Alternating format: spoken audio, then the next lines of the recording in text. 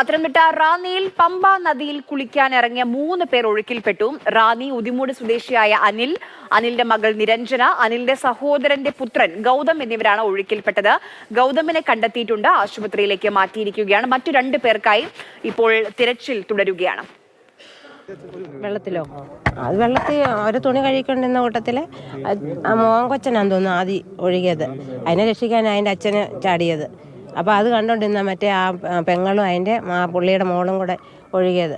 അപ്പോൾ പിന്നെ പുള്ളിക്കാരത്തെ ഞങ്ങൾ രക്ഷപ്പെടുത്തി, മറ്റവരെ രക്ഷപ്പെടുത്താൻ ഞങ്ങൾക്ക് പറ്റിയില്ല. ആൾക്കാർ വന്നപ്പോഴത്തേനും അവർ മുങ്ങി താന്നുപോയി. ഇല്ലെന്ന് തോന്നുന്നു. ഞങ്ങൾ ആദ്യമായിട്ട് അവരെ കാണാം. അന്നേരം ചോദിച്ചാൽ പറഞ്ഞു പുതുശ്ശേരി മലക്കാരാ, ഇതുപോലെ ഇവിടെ താമസിക്കുന്നത്, വെള്ളം ഇല്ലാത്തതിന് ഇവിടെ വന്നാണെന്ന് പറഞ്ഞു. ആഴമുണ്ട്, നല്ല ആഴമാണ്. CK അഭിലാൽ വിവരങ്ങളുമായി ചേരുന്നുണ്ട്. അഭിലാൽ, അച്ഛനെയും മകളെയുമാണ് ഇനി കണ്ടെത്താനുള്ളത്. തെരച്ചിൽ എങ്ങനെ പോകുന്നു?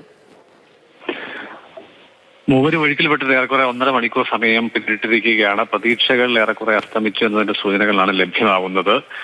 ഒഴുക്കിൽപ്പെട്ടത് റാന്നി ഉദിമൂടിന് സമീപം പുതുശ്ശേരിമല സ്വദേശിയായിട്ടുള്ള അനിൽകുമാർ, അദ്ദേഹത്തിന്റെ മകൾ നിരഞ്ജന, അനിൽകുമാറിന്റെ സഹോദര പുത്രൻ ഗൗതം എന്ന 13-കാരൻ എന്നീ 3 പേരെയാണ് ഒഴുക്കിൽപ്പെട്ടത്. 1.5 മണിക്കൂർ സമയം പിന്നിടുമ്പോൾ പോലീസും ഫയർഫോഴ്സും നാട്ടുകാരും ചേർന്ന് നടത്തിയ തെരച്ചിലിൽ 13 വയസ്സുകാരൻ ഗൗതമിനെ കണ്ടെത്തിയിട്ടുണ്ട്.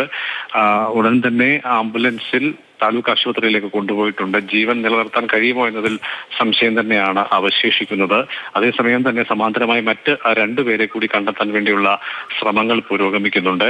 ഉച്ചതിരിഞ്ഞ് 3:30 കൂടിയാണ് ഇവർ ഇവിടെ കുളിക്കാൻ എത്തിയതെന്ന് പറയപ്പെടുന്നുണ്ട്. ചന്തക്കടവിന് സമീപത്തെ കയത്തിൽ ഇറങ്ങി കുളിക്കുകയായിരുന്നു. ഈ ഘട്ടത്തിലാണ് അപകടമുണ്ടായത്.